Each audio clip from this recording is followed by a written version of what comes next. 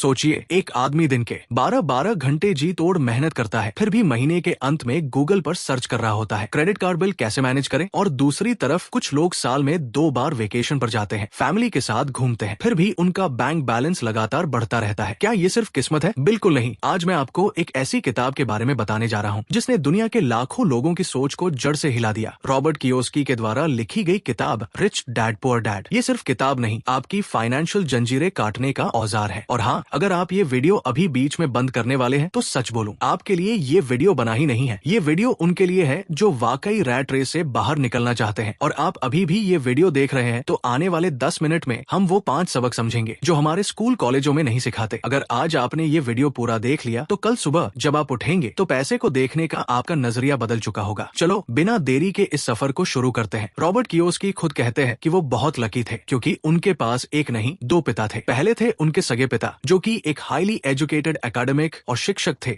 और एक well respected इंसान थे, पर फिर भी एंड में पैसे के लिए स्ट्रगल करते रहे। दूसरे थे उनके दोस्त माइक के पिता जो कि अपना फॉर्मल एजुकेशन भी ठीक से कंप्लीट नहीं कर पाए, पर बिजनेस और पैसा कैसे चलता है ये अच्छे से समझते थे और वही हवाई के सबसे अमीर लोगों में से एक बन गए। मजे की बात ये कि दोनों अच्छी इनकम कमाते थे, फिर भी एक हमेशा कर्ज में डूबा रहा, दूसरा एसेट्स बनाते बनाते फाइनेंशियली फ्री हो गया। क्यों? क्योंकि उनके विचार अलग थे। पुअर डैड का कहना था, बेटा ज्यादा पैसा मत चाहो, पैसा बुराई की जड़ है। वही रिच डैड का कहना था, बेटा पैसा नहीं, पैसे की कमी बुराई की जड़ है। अब यहाँ एक सेकंड रुकिए और खुद से पूछिए, आपके घर में आपको पैसे के बारे में क्या सिखाया गया? जितनी चादर हो उतने पैर फैलाओ या अपनी चादर बड़ी कैसे करें ये सीखो। जो आंसर है वही आपकी आज की फाइनेंशियल रियलिटी की जड़ है। सबक 1, रैट रेस। रिच डैड ने रॉबर्ट को जो पहला सबक सिखाया वो था, अमीर लोग पैसे के लिए काम नहीं करते। सुनने में थोड़ा अजीब लगता है ना? इसे वैसे समझते हैं, कल्पना कीजिए एक हाथी का जो बचपन से छोटी सी जंजीर से बंधा हुआ है। वो पूरी ताकत से खींचता है लेकिन जंजीर टूटती नहीं। बड़े होकर वो विशालकाय हो जाता है, लेकिन अब वो उस पुरानी जंजीर को देखकर कोशिश ही नहीं करता। उसे लगता है कि वो जंजीर अब भी उतनी ही मजबूत है जितनी बचपन में थी। लेकिन सच तो ये है कि वो जंजीर उसके एक पैर के झटके से टूट सकती है। हम में से 90% लोग इसी हाथी की तरह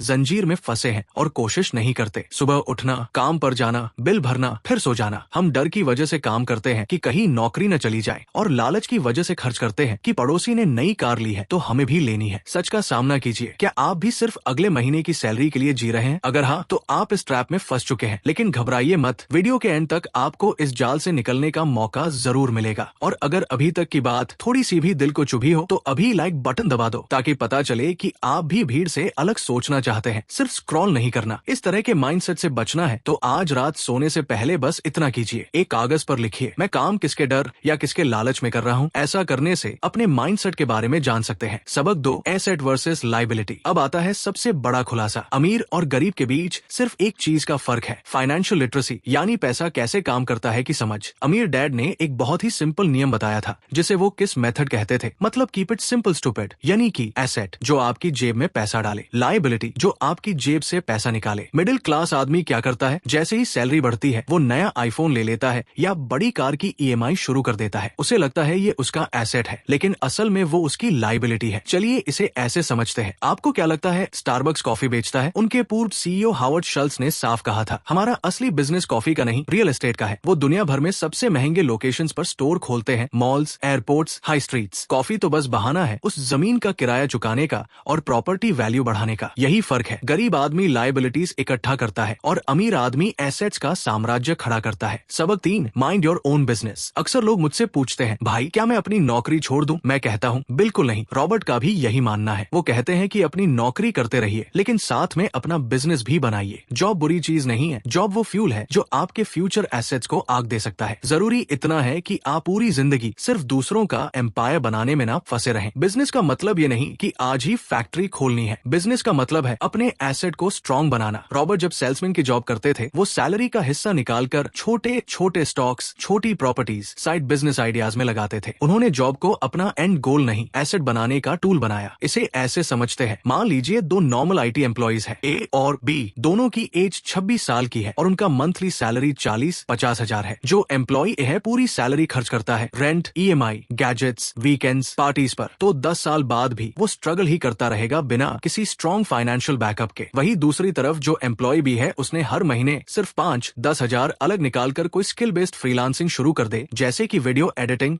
कंटेंट राइटिंग, कोडिंग, एक छोटा डिजिटल प्रोडक्ट या कोर्स बनाना शुरू कर दे, या छोटी सी प्लॉट या म्यूचुअल फंड सिप में डाल दे, तो धीरे धीरे 10 साल बाद वही उसकी साइड इनकम उसका असली बिजनेस बन सकता है और फाइनेंशियली फ्री हो सकता है बिना किसी फाइनेंशियल स्ट्रगल के। इसलिए आज से डिसाइड करो, हर महीने इनकम का मिनिमम 10% सिर्फ एसेट्स में जाएगा, चाहे अमाउंट छोटा ही क्यों न हो। सबक 4, फाइनेंशियल आईक्यू। दोस्तों, पैसा कमाना एक कला है, लेकिन उसे संभालना और बढ़ाना प्योर साइंस है। रिच डैड के हिसाब से फाइनेंशियल आईक्यू के 4 मेन पिलर्स हैं। नंबर 1 पर है अकाउंटिंग, मतलब नंबर्स पढ़ना। अगर आप अपनी बेसिक इनकम, एक्सपेंस और बैलेंस शीट नहीं समझते तो आप आंख बंद करके रेस दौड़ रहे हैं। उदाहरण के तौर पर मान लो आपकी सैलरी 30,000 है, 10,000 अपने रेंट दिया, 5,000 खानों और ग्रोसरीज में खर्च हुए, 3,000 मंथली ट्रैवल में खर्च हुआ, 5,000 ईएमआई में दिए, 4,000 बाकी खर्च, बचता क्या है? सिर्फ 3,000, वो भी कहीं उड़ जाता है। अगर ये डिटेल में लिखोगे नहीं तो आपको कभी दिखेगा ही नहीं कि खर्च कहाँ से हो रहा है। Number 2, investing. पैसा कैसे बढ़ेगा? सिर्फ बचत करने से आप रिच नहीं बनते, इन्वेस्टिंग से बनते हैं, चाहे वो म्यूचुअल फंड हो, रियल एस्टेट हो, बिजनेस हो या अपना स्किल हो। नंबर 3 पर आता है मार्केट की समझ, जैसे कि लोग क्या चाहते हैं, किस प्रॉब्लम के लिए पैसे देने को रेडी है। ये समझना बिजनेस और इन्वेस्टमेंट दोनों में जरूरी है। नंबर 4, लॉ और टैक्स की जानकारी। अमीर लोग टैक्स कानूनों को समझकर लीगल तरीके से अपना टैक्स कम करते हैं, जबकि गरीब आदमी सबसे पहले टैक्स भरता है और सबसे आखिर में बचत करता है। अब आप सोच रहे होंगे, यार मैं तो कॉमर्स या मार्केटिंग बैकग्राउंड से भी नहीं हूँ, ये सब कैसे सीखूं? फिक्र मत करो, वीडियो के आखिरी 2 मिनट में मैं आपको 2 ऐसे सिंपल हैबिट बताऊंगा जो आपको आज से ही फाइनेंशियल आईक्यू बिल्ड करने में हेल्प करेंगे। सबक 5, ओवरकमिंग ऑब्स्टिकल्स। अब सबसे बड़ा सवाल, ये सब जानने के बाद भी ज्यादातर लोग अमीर क्यों नहीं बनते? रिच डैड के हिसाब से 5 मेन दुश्मन है। पहला है डर, फिर है शक, उसके बाद आता है आलस, बुरी आदतें और अंत में है अहंकार। सबको हारने का डर लगता है, लेकिन विनर वही होता है जो उस डर को अपनी ताकत बना लेता है, छोटे छोटे कैलकुलेटेड रिस्क लेकर। अगर आप हर डिसीजन में यही सोचते रहोगे कहीं पैसा डूब गया तो, फिर आप कभी उस लेवल पर पहुंचोगे ही नहीं जहां पैसा खुद आपके लिए काम करने लगे। ऐसे सोच को रोकने के लिए जो पहला प्रैक्टिकल स्टेप फॉलो कर सकते हैं, आज एक नोटबुक या डिजिटल नोट बनाइए, नाम रखिए मनी डायरी। हर खर्च और हर इनकम, छोटे छोटे अमाउंट्स भी 30 दिन तक लिखिए। महीने के एंड पर खुद एनालाइज कीजिए कि अपने एसेट्स पर कितना लगाया और लायबिलिटीज पर कितना उड़ाया। ऐसा करने से आप एक वर्क फ्लो बना सकते हैं जिसको एनालाइज कर आप अपने फाइनेंशियल स्ट्रेटेजीज बना सकते हैं। सो फाइनली अब वो प्रॉमिस पूरा करने का वक्त आ गया है जो मैंने वीडियो के बीच में बोला था। ये 2 सिंपल हैबिट्स जो आपकी फाइनेंशियल आईक्यू को आज से ऑटोमेटिक बिल्ड करना शुरू कर देंगे। ये अल्ट्रा सिंपल है, डेली सिर्फ 2 से 10 मिनट लगेंगे। आप चाहे तो किसी डायरी में या फिर अपने फोन में नोट कर लो। Habit number 1, 10 second asset check. कैसे करेंगे? सिंपल है, अगली बार जब कोई चीज खरीदने का मन करे, जैसे कि न्यू स्मार्टफोन या फिर नया स्किल डेवलपमेंट कोर्स, 10 सेकंड रुक जाओ, खुद से पूछो ये मेरी जेब में पैसा डालेगा या निकालेगा? अगर निकालेगा तो नो बोलो, इससे इम्पल्स खरीद बंद, और अगर पैसे डालेगा तो yes, it's a smart bye. Habit number 2, first 10% rule set करो सैलरी आने पर। सबसे पावरफुल हैबिट, हर इनकम चाहे सैलरी, फ्रीलांस या फिर स्मॉल बिजनेस से आने के पहले 10 मिनट में टोटल अमाउंट का 10% अलग कर दो, या फिर अकाउंट में ट्रांसफर कर, वो चाहे वो सेविंग्स में डालना हुआ या फिर एसआईपी या फिर म्यूचुअल फंड। बाकी 90% पर खर्च करने का फुल हक है। कैलकुलेशन आसानी से समझे, मान लो 30,000 रुपए सैलरी है, पहले ही 10% रूल के हिसाब से 3,000 रुपए एसेट फंड में डाल दो। 12 महीने बाद 36,000 रुपए बिना एक्स्ट्रा मेहनत के। 5 साल बाद 12% अप्रॉक्स रिटर्न के साथ 2.5 लाख रुपए प्लस कॉर्पस बनेंगे। प्रो टिप, फोन में रिमाइंडर सेट कर दो, जैसे ही सैलरी आया 10% एसेट फंड में गया। ये 2 हैबिट्स ही काफी है रिच डैड पुअर डैड के प्रिंसिपल्स को समझने के लिए। अपने माइंडसेट को चेंज करने के लिए डेली 2 से 10 मिनट दो। 90 दिन बाद आपकी फाइनेंशियल थिंकिंग 180 डिग्री ट्रांसफॉर्म हो जाएगी। दोस्तों, हमारा गोल सिंपल है, आपको ऐसा इन्फॉर्मेशन देना जो आपकी जिंदगी को एक नई दिशा दे सके। अगर आप सच में अपनी फाइनेंशियल आजादी की जर्नी आज से शुरू करना चाहते हैं तो कमेंट में दीजिए अपनी राय, ताकि पता चले कि आप सिर्फ सुनने नहीं, एक्शन लेने वालों में से हैं। और इस वीडियो को उस एक दोस्त के साथ जरूर शेयर कीजिए जो हर महीने पैसों की टेंशन में रहता है। शायद आपका एक शेयर उसकी पूरी लाइफ स्टोरी बदल दे। याद रखिए, आज की आपकी स्थिति आपके पुराने डिसीजंस का नतीजा है, लेकिन आपकी कल की स्थिति आज लिए गए नए फैसलों पर डिपेंड करेगी। अपने नॉलेज गेन करने पर इन्वेस्ट कीजिए, क्योंकि यही आपका सबसे बड़ा एसेट है। मिलते हैं अगले अद्भुत सफर में, तब तक के लिए सीखते रहिए, बढ़ते रहिए और धीरे धीरे खुद को रैट रेस वाली भीड़ से बाहर निकालते रहिए।